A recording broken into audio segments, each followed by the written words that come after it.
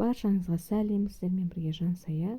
Бүгін біз осылай жаңа жылдық тіске басарлар дайындаймыз. Өте дәмді болып шығады. Міндетті түрде жасап көріңіздер. Оны дайындау үшін піскен тауық етін, сырды және де тұз бұрыштарыңызды, дәмдеуіштеріңізді қосып, майонезбен араластырып аласыздар видеодағыдай етіп.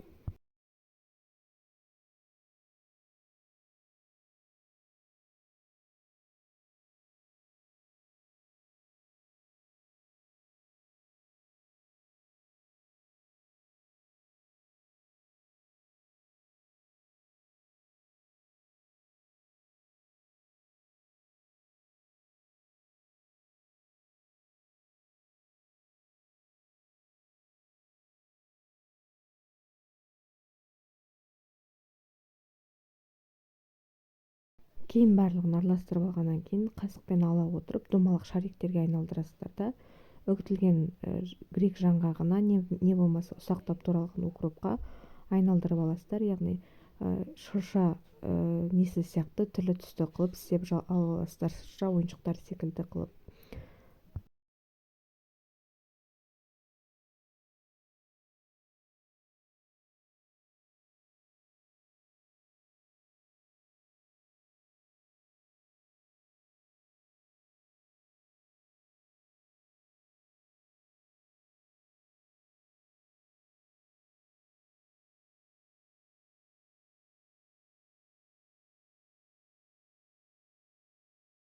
Міне осындай өте оңай тіске басарлар дайын болды. Міндетті түрде жасап көріңіздер.